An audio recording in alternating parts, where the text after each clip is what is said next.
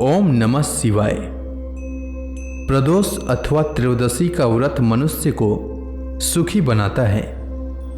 बुध प्रदोष व्रत का महात्म्य को गंगा के तट पर किसी समय वेदों के ज्ञाता और भगवान के भक्त सूत जी ने शौनक आदि ऋषियों को सुनाया था। सूत जी कहते हैं कि त्रयोदशी का व्रत करने वाले को 100 गाय दान करने का फल प्राप्त होता है।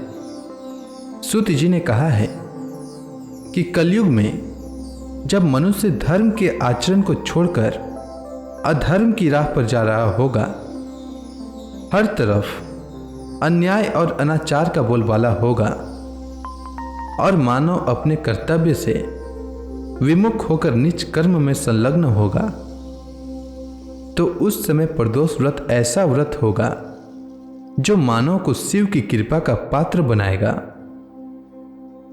और नीच गति से मुक्त होकर मनुष्य उत्तम लोक को प्राप्त होगा। सूत जी ने शौनक आदि ऋषियों को कहा है कि प्रदोष व्रत के पुण्य से कलयुग में मनुष्य के सभी प्रकार के कष्ट और पाप नष्ट हो जाएंगे। यह व्रत अति कल्याणकारी है और इस व्रत के प्रभाव से मनुष्य को अभीष्ट की प्राप्ति होगी। सूत जी ने शौनक आदि ऋषियों को बताया है कि इस व्रत के महात्म्य को सर्वप्रथम भगवान शंकर ने माता सती को सुनाया था। मुझे यही कथा महर्षि वेद व्यास जी ने सुनाया और यह उत्तम व्रत महात्म्य मैंने आपको सुनाया है। प्रदोष व्रत विधान सूत जी ने कहा है कि प्रत्येक पक्ष की त्रयोदशी के व्रत को प्रदोष व्रत कहते हैं और सूर्यास्त के पश्चात रात्रि के आने से पूर्व का समय प्रदोष काल कहलाता है। इस व्रत में महादेव भोले शंकर की पूजा की जाती है। इस व्रत में व्रती को निर्जल रहकर व्रत रखना होता है और प्रातःकाल स्नान करके भगवान शिव की बेलपत्र, गंगा जल, अक्षत और धूप दीप सहित पूजा करना चाहिए। संध्या काल में पुनः स्नान करके इसी प्रकार से शिव जी की पूजा करना चाहिए। इस प्रकार प्रदोष व्रत करने से व्रती को पुण्य की प्राप्ति होती है। श्री सूत जी बुध प्रदोष व्रत की कथा सुनाते हुए कहते हैं, बहुत समय पहले एक पुरुष का नया नया विवाह हुआ था। विवाह के 2 दिनों बाद उसकी पत्नी मायके चली गई। कुछ दिनों बाद पुरुष अपने पत्नी को लेने उसके यहां गया।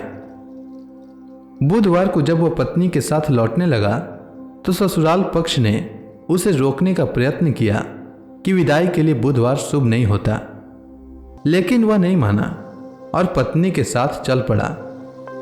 नगर के बाहर पहुंचने पर पत्नी को प्यास लगी।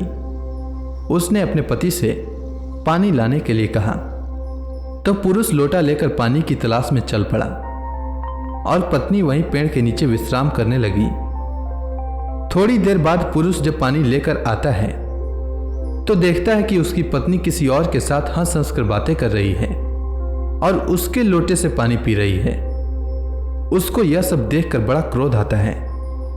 वह निकट पहुंचता है तो वह देखकर आश्चर्य रह जाता है कि जिस व्यक्ति को देखकर वह क्रोधित हो रहा था उसका शकल उसी की भांति था। पत्नी भी यह सब देखकर सोच में पड़ गई। दोनों पुरुष आपस में झगड़ने लगे। भीड़ इकट्ठी हो गई। सिपाही आ गए। हम सकल आदमियों को देखकर वे सभी आश्चर्य में पड़ गए। उन्होंने स्त्री से पूछा कि बताओ तुम्हारा पति कौन है। वह स्त्री किम कर्तव्य विमूढ़ हो गई। तब वह पुरुष भगवान शंकर से प्रार्थना करने लगा कि हे भगवान भोलेनाथ, हमारी आप ही रक्षा कर सकते हैं, हमारी रक्षा करें। मुझसे बहुत बड़ी भूल हो गई कि मैंने सास ससुर की बातें नहीं मानी और बुधवार को पत्नी को विदा करा लिया। मैं भविष्य में ऐसा कदापि नहीं करूंगा और मैं बुधवार को पड़ने वाला प्रदोष व्रत रखूंगा, साथ ही धर्म सम्मत कार्य करूंगा। हे भगवान, हमारी रक्षा करें। जैसे ही उसकी प्रार्थना पूरी हुई, दूसरा पुरुष अंतर ध्यान हो गया। इसके बाद पति पत्नी सकुशल अपने घर लौट आए। उस दिन के बाद से पति पत्नी नियम पूर्वक बुध त्रयोदशी प्रदोष व्रत रखने लगे। अतः बुध त्रयोदशी व्रत हर मनुष्य को करना चाहिए। भगवान शिव और माता पार्वती को प्रसन्न करने के लिए मनुष्यों को प्रदोष व्रत करना चाहिए। इस दिन भगवान शिव की विधि विधान से पूजा करनी चाहिए। धार्मिक मान्यताओं के अनुसार प्रदोष व्रत के दिन विधि विधान से भगवान शिव की पूजा और व्रत रखने से भक्तों की सभी मनोकामनाएं अवश्य पूर्ण होती हैं। इस व्रत को रखने से 2 गायों के दान के बराबर पुण्य फल प्राप्त होता है। तो इसी के साथ बुध प्रदोष व्रत की कथा समाप्त होती है। उम्मीद है आपको बुध प्रदोष व्रत की कथा अच्छी लगी होगी। धन्यवाद।